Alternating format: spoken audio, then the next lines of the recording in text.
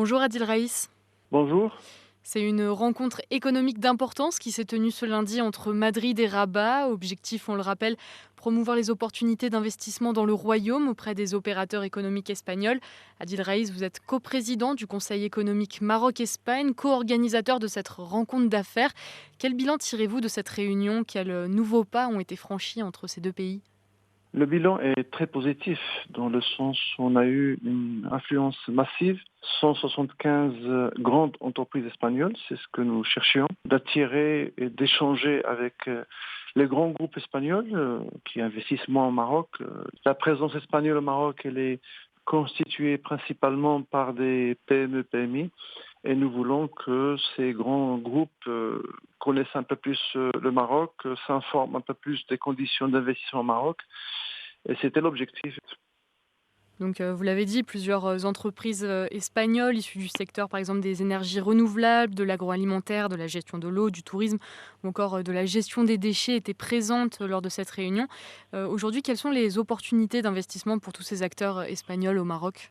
Elles sont importantes. Il n'y a pas que ces secteurs, parce que nous avions choisi ces secteurs seulement pour donner des informations, parce que nous avons considéré que ces secteurs étaient prioritaires. Mais la présence était générale d'entreprises qui travaillent sur des secteurs différents.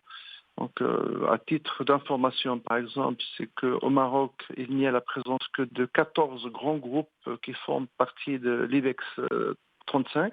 Donc, nous voulons que ces grandes entreprises, le reste qui ne sont pas au Maroc, viennent au Maroc. On a eu une présence importante dans des ateliers, l'économie circulaire, l'énergie, la gestion de l'eau, l'écosystème touristique. Ça montre réellement que le Maroc attire, intéresse l'entreprise espagnole. Et on a eu plusieurs exemples d'entreprises qui étaient prêtes, qui pensent, qui avaient déjà imaginé un projet ou un investissement au Maroc, ce que nous voulons concrétiser rapidement avec l'aide du ministère de l'Investissement, bien sûr. Le ministre espagnol de l'Industrie, du Commerce et du Tourisme a notamment, en relation avec ce que vous dites, évoqué l'ouverture de nouvelles voies pour développer les relations commerciales et économiques et donc de faciliter les investissements. Quelles sont ces nouvelles voies qui pourraient s'ouvrir dans l'avenir?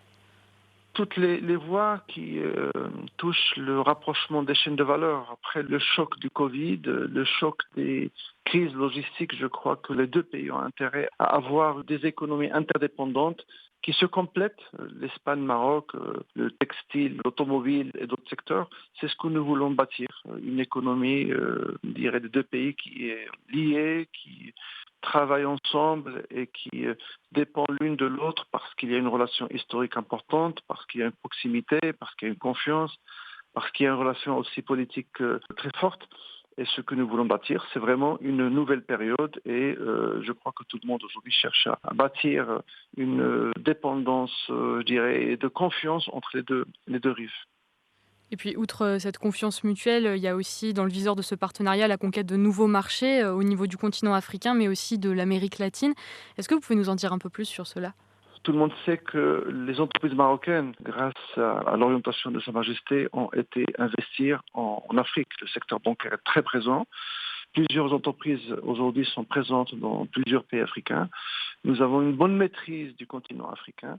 Nous offrons aux sociétés espagnoles l'accompagnement pour aller ensemble vers ces marchés. Et vice-versa, l'entreprise marocaine a besoin de diversifier ses exportations. L'Espagne est très présente en Amérique latine depuis des dizaines d'années, secteur bancaire, financier, industriel. Et je crois que l'Espagne aussi est prête à fournir cet accompagnement pour que l'entreprise marocaine aille vers ces marchés qui sont, pour nous, pour la plupart, inconnus, où on pourrait développer nos exportations et nos investissements. Quels sont les défis de ce partenariat? Est-ce qu'il y a des freins potentiels qu'il faudrait encore surmonter? Beaucoup toujours, on parle de freins humains, de freins de process pour installer les investissements rapidement, qu'il n'y ait pas de problème, qu'il n'y ait pas de soutien. On s'est engagé à accompagner l'entreprise espagnole pour qu'elle puisse rapidement investir, trouver des solutions s'il y a des problèmes qui apparaissent, ce qui est toujours probable dans le cas où une entreprise va sur un marché qui n'est pas le sien. Ça, c'est le point le plus important, mais aussi nous avons parlé de bien choisir. où investir exactement, s'il y a un partenaire à chercher, trouver le bon partenaire pour qu'il n'y ait pas d'erreur d'analyse ou de décision de départ et que les problèmes n'apparaissent pas après. Donc tout cela, on a essayé de mettre en place une vision qui accompagne l'investissement espagnol. Et puis, ce sera ma dernière question. Le Royaume est en train de développer une charte d'investissement qui vise à apporter des incitations aux investisseurs nationaux et étrangers. Est-ce que vous pouvez nous en dire un peu plus? Quel est l'objectif de cette charte et comment est-ce qu'elle se matérialise concrètement? La première partie de la charte qui concerne un peu plus les gros investissements est mise en place. Elle a été déjà diffusée, qui concerne les investissements qui dépassent 50 millions de dirhams ou la création de plus de 150 emplois. C'est une charte nouvelle qui prend en considération la diversité de développement des régions, qui prend en considération aussi l'importance qu'on donne à l'employabilité des femmes, qui aussi donne de l'importation à l'aspect environnement, etc., etc. Je crois que c'est une charte qui va au-delà des incitations d'avant parce qu'elle cible mieux les défaillances ou les améliorations à mettre en place au niveau des investissements.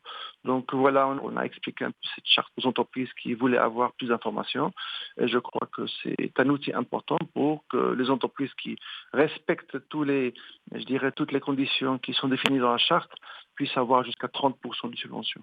Merci beaucoup Adil Raïs pour toutes ces précisions. Merci à vous.